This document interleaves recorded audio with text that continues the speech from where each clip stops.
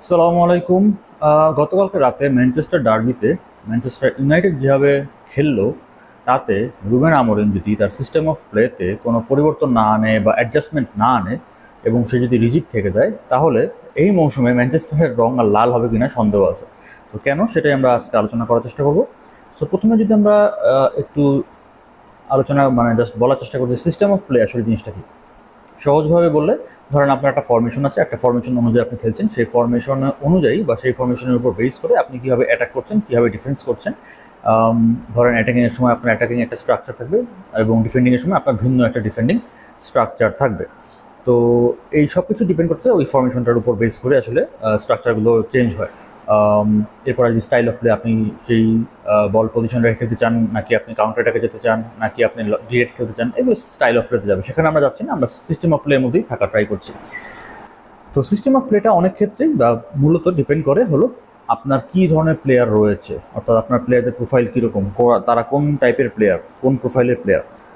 যেমন একটা উদাহরণস্বরূপ যদি বলি, ম্যানচেস্টার সিটিতে যদি খেয়াল করে দেখেন, ম্যানচেস্টার সিটি পেপ গার্দিওলা এক সময় প্রচুর পরিমাণে সেন্টার ব্যাক কিনেছিল। আকানজি, স্টোনস, ডিয়াজ, আকে, আরও কে ছিল, গভারদিওল, এবং কোনো কোনো ম্যাচে সে এই চারজন সেন্টার ব্যাককেই তার ব্যাক ফোর হিসেবে খেলিয়েছে। গভারদিওল লেগ ব্যাক খেলছে, আকানজি রাইট ব্যাক খেলছে। তার সিস্টেম অফ প্লের জন্য এই ধরনের সেন্টার ব্যাক তার প্রয়োজন ছিল ব্যাক ফোরে খেলানোর জন্য, যারা কিনা মিডফিল্ডে যেতে পারে, যারা কিনা বল প্রোগ্রেশনে হেল্প করতে পারে, উইথ বলে খুবই ভালো। সো ম্যানচেস্টার সিটি কিন্তু সেই ধরনের প্লেয়ার তাদের সিস্টেম অফ প্লের সাথে মিল রেখে পেপ গার্দিওলা সেরকম প্লেয়ার কিনেছে। তো ম্যানচেস্টার ইউনাইটেড কি সেরকম প্লেয়ার কিনতে পেরেছে এই সিজনে তাদের স্টাইল সিস্টেম অফ প্লেয়ার উপর বেস করে? আমার কাছে সেরকম খুব একটা মনে হয় না। তো ম্যানচেস্টার ইউনাইটেড রুবেন আমরিম কোন ফরমেশন বা কোন সিস্টেম অফ প্লেতে খেলতেছে? 3-4-2-1। এখন 3-4-2-1টার জিনিসটাকে, এখানে তিনজন সেন্টার ব্যাক রয়েছে, যে মাঝখানে যে চারজন, তার মধ্যে দুটো উইং ব্যাক রয়েছে এবং দুজন ডিফেন্সিভ মিডফিল্ডার রয়েছে। ইম্পর্টেন্ট ডিফেন্সিভ মিডফিল্ডার, শুধু মিডফিল্ডার না, তারা দুজনে ডিফেন্সিভ মিডফিল্ডার নাম্বার 6। তাদের সামনে আছে আরও দুজন নাম্বার 10, যেখানে আপনি নাম্বার 10 মিডফিল্ডারও খেলতে পারেন, উইঙ্গারও খেলতে পারেন। যেখানে ম্যানচেস্টার ইউনাইটেড আসলে দুজন উইঙ্গার খেলাচ্ছে মোস্টলি।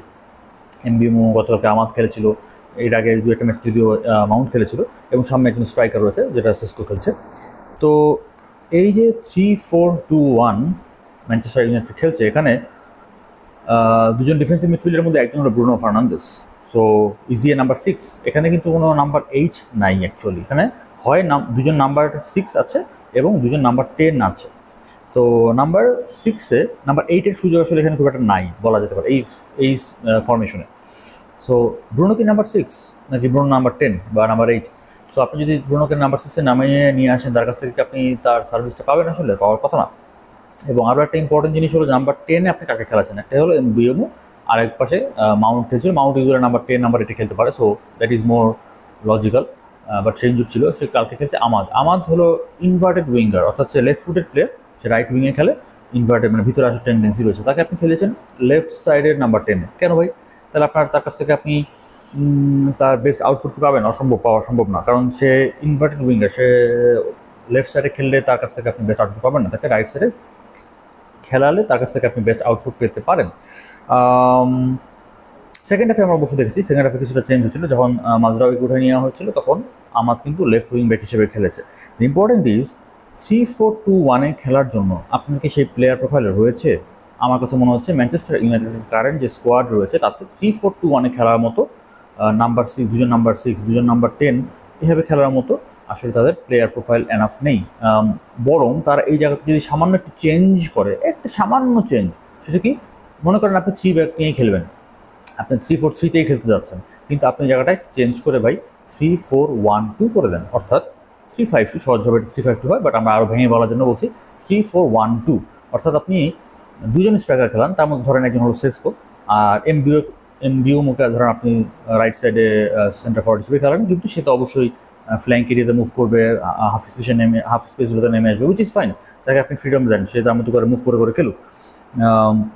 দি ইম্পর্টেন্ট 3-4-1-2, এখানে একটা 1 আছে, এখানে নাম্বার 10 আছে। সেই নাম্বার 10 পজিশনে আপনি ব্রুনোকে ইজিলি খেলাতে পারেন এবং সেখানে তার কাছ থেকে আপনি বেস্ট আউটপুটটা পাবেন মিডফিল্ড থেকে ফ্রন্ট লাইনে বা ফরওয়ার্ড লাইনে কম্বিনেশন করানোর জন্য বা কানেক্ট করার জন্য। এবং এক্ষেত্রে আপনার যে দুজন ডিফেন্সিভ মিডফিল্ডে খেলাবেন, এই দুজনকে আপনি জেনুইন ডিফেন্সিভ মিডফিল্ডে খেলান। আই আন্ডারস্ট্যান্ড যে ম্যানচেস্টার ইউনাইটেডে এখন টপ কোয়ালিটির প্লেয়ার আসলে অনেকেই নাই, আর অনেকে হয়তো ছিল, বাট তাদের পারফরমেন্স এখন সেরকম নাই, বাট আপনার যা আছে ভাই তাই দিয়ে আপনি খেলান। উগারতে আছে, কাসিমেরো আছে, মাইনো আছে। আপনার যদি মনে করেন এদিকে দিয়ে হচ্ছে না, আপনি নতুন প্লেয়ার দিয়ে খেলাবেন ভাই, তাও নতুন প্লেয়ার নিয়ে আসেন, কিন্তু ডিফেন্সিভ মিডফিল্ডারই আপনি খেলান, ডিফেন্সিভ মিডফিল্ডারকেই আপনি নাম্বার 6-এ খেলান। এখানে আপনি ব্রুনোকে নামাই নিয়ে আসেন না, নামাই নিয়ে আসলে আসলে আপনার ডিফেন্সিভ ওয়ার্ক রেটও আপনি কিছু পাবেন না, হেল্প পাবেন না, এবং আপনি ফ্রন্ট লাইনে খুব একটা কানেক্ট করতে পারবেন না। সো এটা হলো 1 নম্বর জিনিস। 2 নম্বর পয়েন্ট হলো যে আপনি আপনার উইং ব্যাকে কাদেরকে খেলাচ্ছেন। উইং ব্যাকে যদি আপনি এক পাশে দৈর্ঘ্যকে খেলান, এক পাশে মাঝরাওকে খেলান, আপনি কিন্তু আসলে আমাদের সাপোর্টটা পাচ্ছেন না। সো আপনি যদি আমাকে যদি রাইট উইং ব্যাক হিসেবে খেলান, সে কিন্তু উপরে যাবে। আমরা সেকেন্ড হাফে দেখেছি অ্যারাউন্ড 65 মিনিটসের পরে, 67 মিনিটসের দিকে আমরা দেখেছি যখন মাঝরাওকে উঠিয়ে নেওয়া হয়েছিল, তখন আমার রাইট উইং ব্যাক হিসেবে খেলছে এবং দৈর্ঘ্য উপরে লেফট উইং ব্যাক হিসেবেই ছিল, কন্টিনিউ করেছে। সো সেই সময় যে স্ট্রাকচারটা হয়, এই স্ট্রাকচারটা হলো 3-2-5, বা আমরা যদি এটাকে ভেঙে বলি, আপনি যদি, এবং তখন আসলে ব্রুনো ফার্নান্দেজ নাম্বার 10 হিসেবে খেলছিল, আপনাদের মনে আছে কিনা। মাইনুকে নামানো হলো, মাইনু এবং ওগারতে কিছুক্ষণ ডিফেন্সিভ মিডফিল্ডার ছিল, তাদের সামনে ছিল ব্রুনো ফার্নান্দেজ, সামনে ছিল এমবিএমও এবং সিসকো, তখন আমার মনে হয় ছিল। রাইট উইং ব্যাক হিসেবে খেলছিল হলো আমাদ, আর লেফট উইং ব্যাক হিসেবে তখন ছিল, দৈর্ঘ্য ছিলই।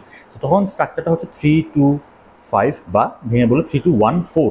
সো আপনার দুটো উইং ব্যাক আপনার উইথ প্রোভাইড করছে, দুজন সেন্টার ফরওয়ার্ড আছে মাঝখানে, সেখানে এমবিএমও আপনি হাফ স্পেসের ভিতরে মুভ করবে, কোনো সমস্যা নেই। তাদের পেছনেই আছে হলো ব্রুনো ফার্নান্দেজ নাম্বার 10 হিসেবে, তাদের পেছনে আপনার রেস ডিফেন্সও সিকিউরড 3+2। এখন আপনি বলতে পারেন যে প্লেয়ার প্রোফাইলকে তারা ভালো না সেটা নিয়ে তো অবশ্যই কথা উঠতে পারে, বাট আপনার স্ট্রাকচার অ্যাটলিস্ট সেফ একটা স্ট্রাকচার, স্টেবল একটা স্ট্রাকচার, মোর অ্যাটাকিং স্ট্রাকচার প্লাস ডিফেন্সিভ ট্রানজিশনে আপনি ডিফেন্স করার মতো একটা স্ট্রাকচার আপনার থাকলো 3-2-5 বা 3-1-4, যেভাবে বলে না কেন। সো ম্যানচেস্টার ইউনাইটেড যদি 3 ব্যাক নিয়েই খেলতে চায়, 3-4-1 মানে 3-4-2-1 এভাবে খেলতে চায়, আমার কাছে পার্সোনালি মনে হয় যে একটু চেঞ্জ করে ব্রুনো, আপনার যে প্লেয়ার প্রোফাইল আছে তাদের উপর বেস করে আপনি আপনার সিস্টেমটাকে ঠিক রাখেন।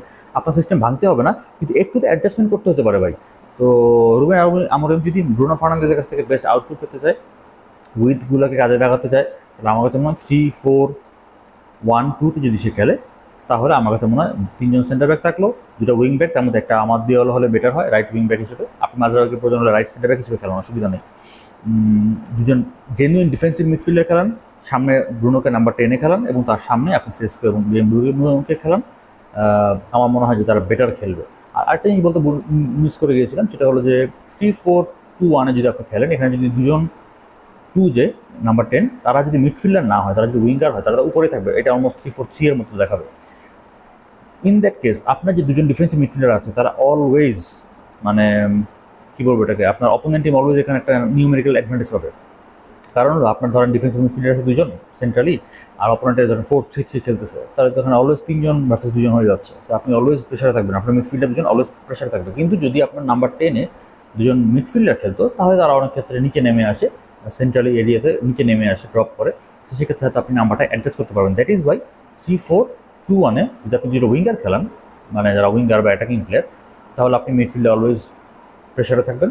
আপনি যদি 3-4-1-2-তে যান, তাহলে এমবিএমও আপনাকে সাইডে কাভার দিতে পারবে, হাফ স্পেস এবং ফ্ল্যাঙ্ক এরিয়াতে কাভার দিতে পারবে, এবং ব্রুনো ফার্নান্দেজ হয়তো নিচে নেমে এসে কিছুটা আপনার এই মিডফিল্ডে যে 2 ভার্সেস 3 সিচুয়েশনটা হচ্ছিল, সেটাকে আপনি কাভার করতে পারবেন। সো এই জিনিসটা একটা ইম্পর্টেন্ট জিনিস, মিডফিল্ডের নিউমেরিক্যাল অ্যাডভান্টেজ পাওয়া বা না পাওয়ার ব্যাপারটা। আচ্ছা, এবার আমরা ম্যান সিটির দিকে যদি চলে আসি, ম্যান সিটি আমার কাছে মনে হচ্ছে দে আর স্টিল স্ট্রাগলিং। গত সিজন থেকে যে স্ট্রাগলিং যাদের শুরু হয়েছিল, এখনও তাদের সেই স্ট্রাগলিংটা কিছুটা রয়ে গিয়েছে, এবং আগে দুটো ম্যাচ আমরা দেখেছি তারা পয়েন্ট লুজ করেছে, ম্যাচ হেরেছে, বাট এমন না যে তারা খারাপ খেলছে, বাট দে আর স্ট্রাগলিং। হ্যাঁ, তাদের কাছ থেকে যে কোয়ালিটি আমরা এক্সপেক্ট করি, সেই কোয়ালিটি এখন আমরা দেখতে পাচ্ছি না, স্টিল ল্যাকিং। তার ম্যাচে পাসিং অ্যাকুরেসি ছিল 80%, হুইচ ইজ ম্যান সিটির কাছ থেকে এটা এক্সপেক্টেড না। তো 80% পাস অ্যাকুরেসি দেখেই বোঝা যাচ্ছে যে ম্যান সিটি তাদের যে পাসিং অ্যাকুরেসি বা তাদের যে কোয়ালিটি, সেখান থেকে কিছুটা এখনও পিছিয়ে রয়েছে, এবং বিল্ড আপের সময় দে আর স্টিল স্ট্রাগলিং আন্ডার প্রেশার, যেটা আমরা আগের দুটো ম্যাচেও দেখেছি। সো এই জিনিসটা নিয়ে অবশ্যই তারা কাজ করছে হয়তো বা, আশা করি, বাট স্টিল তারা কিন্তু আন্ডার প্রেশারে, ম্যানচেস্টার ইউনাইটেডের প্রেশারে তারা কিন্তু তাদের বিল্ড আপ যে প্যাটার্ন রয়েছে, সেখান থেকে কিন্তু তারা বের হয়ে আসতে স্ট্রাগল করছিল।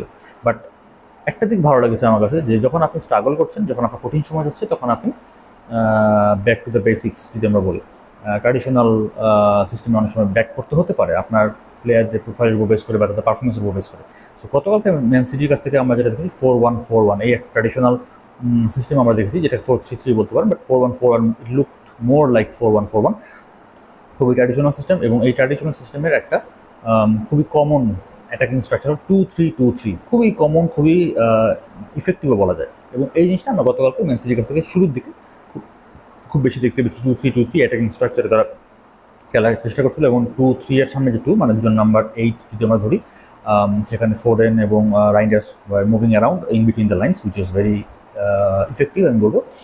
এবং গ্র্যাজুয়ালি খেলার সময়ের সাথে সাথে তারা কিন্তু এটা চেঞ্জ করেছে, অ্যাডজাস্ট করেছে 3-1-3-3, অর্থাৎ 4 জন ব্যাকের মধ্যে 3 জনই রয়ে গিয়েছিল, তাদের সামনে রদ্রি ছিল, এখানে একটা তারা বক্স না, আসলে এটা অ্যাকচুয়ালি মোর লুক লাইক ডায়মন্ড 3-1।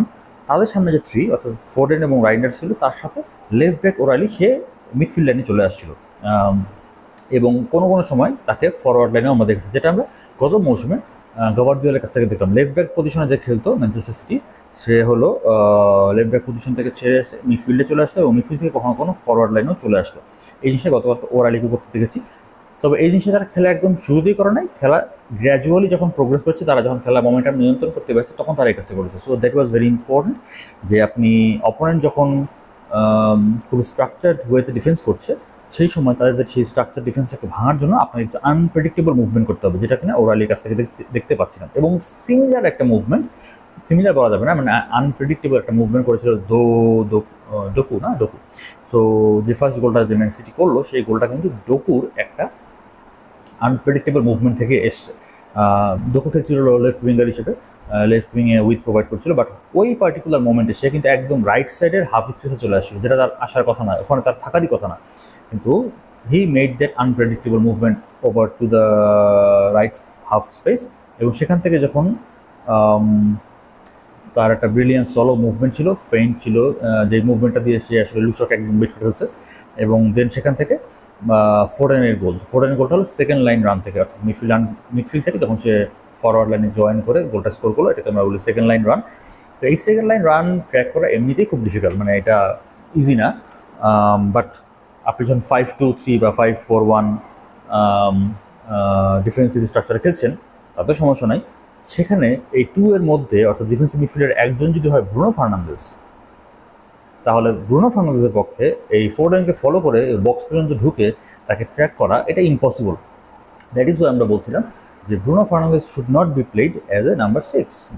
আপনি তাকে নাম্বার 10 হিসেবে খেলেন ভাই, অসুবিধা নেই, কিন্তু নাম্বার 6-এ আপনার উগার্তের সাথে আরও একজন, মানে উগার্তে হোক আর যেই হোক, দুজন নাম্বার 6 দরকার, দুজন ডিফেন্সিভ মিডফিল্ডারই প্রয়োজন। এখানে উগার্তের সাথে আরেকজন ডিফেন্সিভ মিডফিল্ডার থাকলে হয়তোবা আমরা জানি না, সে হয়তো অ্যাটলিস্ট ফোডেনকে ফলো করার ট্রাই করতো, কিন্তু ব্রুনোর পক্ষে এটা ট্র্যাক করা ইম্পসিবল। সো ডোকু এবং Foden they were very impressive. এবং আলটিমেটলি সেকেন্ড গোলটাতেও হালান্ড যে গোলটা স্কোর করলো, সেখানেও তারা সেই গোলটা অ্যাকচুয়ালি বানিয়ে দিয়েছে দুজন মিলেই থ্রো ইনের পরে। এখানে ইম্পর্টেন্ট আমার কাছে মনে হচ্ছে deleted defensive responsibility.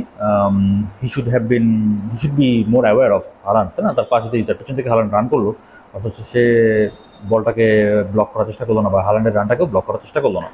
So Manchester city যেই জিনিসটা করছিল, যেটা ম্যানচেস্টার ইউনাইটেড আসলে করছিল না, সেটা ম্যানচেস্টার সিটি কিছু কিছু জায়গায় অ্যাডজাস্টমেন্ট করছিল। কীরকম? যখন ম্যানচেস্টার ইউনাইটেড 5-2-3-তে ডিফেন্স করছিল, তখন তারা তাদের যে 3-1-3-3 বা 2-3-2-3 এই যে স্ট্রাকচারগুলো ছিল, সেখান থেকে তারা একটু বের হয়ে এসে 4-2-1-3 এরকম একটা স্ট্রাকচারে তারা বিল্ড আপ করার চেষ্টা করছিল বা প্রোগ্রেস করার চেষ্টা করছিল, যেখানে আমরা সিঙ্গেল পিভট ছিল এরকম রদ্রি। কিছু সময় আমরা দেখলাম যে রাইন্ডার্স তিনি নিচে নেমে এসে ডাবল পিভট করলো রদ্রির সাথে, 4-2-1-3 এরকম একটা স্ট্রাকচার কিছু সময় আমরা দেখতে পেয়েছি। তো ইম্পর্টেন্টটা হলো যে you need to change. Sometimes গেমের সিচুয়েশনের উপর বেস করে আপনাকে চেঞ্জ করতে হতে পারে, আপনাকে অ্যাডজাস্ট করতে হতে পারে, আপনাকে মডিফাই করতে হতে পারে, আপনাকে কিছু সময় আনপ্রেডিক্টেবল করে ফেলতে হতে পারে, মানে অপোনেন্টের জন্য, অপোনেন্ট যাতে বুঝতে না পারে যে আপনি আসলে কী করতে যাচ্ছেন। সো এই আনপ্রেডিক্টেবিলিটি আপনাকে আনতে হবে। এই আনপ্রেডিক্টেবল আনতে গেলে আপনাকে চেঞ্জ করতে হবে, মডিফাই করতে হবে, অ্যাডজাস্টমেন্ট করতে হবে। যে জিনিসটা আমাদের কাছে মনে হচ্ছে ম্যান সিটি করছিল বা ট্রাই করছিল, বাট ম্যানচেস্টার ইউনাইটেড একদমই ট্রাই করছিল না। তো ম্যানচেস্টার ইউনাইটেড ছিল রিজিড। আপনি রিজিড থাকতে পারেন, আপনি রিজিড স্ট্রাকচার নিয়ে সিস্টেম অফ প্লে নিয়ে আপনি খেলতে পারেন, অসুবিধা নাই, কিন্তু সেটার জন্য আপনার টপ কোয়ালিটি প্লেয়ার দরকার, বেস্ট কোয়ালিটি প্লেয়ার দরকার।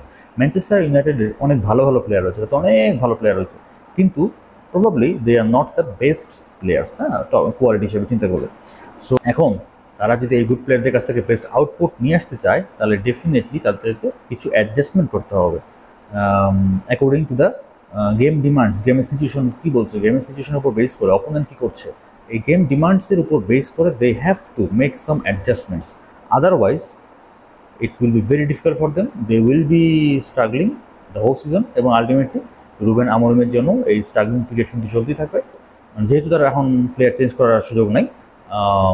সো অবশ্যই প্লেয়ারের উপর যা প্লেয়ার আপনার আছে সেই প্লেয়ারের উপর বেস করে আপনাকে সিস্টেম অফ প্লেতে কিছুটা অ্যাডজাস্টমেন্ট আনতে হবে, because it is not working and to be honest you don't have the player profiles to play in this system. So একটু অ্যাডজাস্টমেন্ট করে যদি তারা আসে, আমার ধারণা they can get out of this struggling period, otherwise the struggling period will not be changed. এই সপ্তাহে champions লিগের মনে কিছু খেলা আছে, সো দেখা যাক আমরা চ্যাম্পিয়ন্স লিগের ম্যাচগুলো দেখতে পারি কিনা, দেখতে পারলে সেখান থেকে হয়তো কিছু ম্যাচ অ্যানালাইসিস করার চেষ্টা করবো। আদারওয়াইজ নেক্সট উইকে তো বড় ম্যাচ রয়েছে, I think Chelsea Manchester United এবং আর্সেনাল ম্যানচেস্টার সিটি, এরকম বড় দুটো ম্যাচ মোস্ট প্রবাবলি রয়েছে। সো লেটস সি আগামী সপ্তাহ পর্যন্ত। সবাই ভালো থাকবেন, সুস্থ থাকবেন, দেখা হবে ইনশাআল্লাহ। আসসালামু আলাইকুম।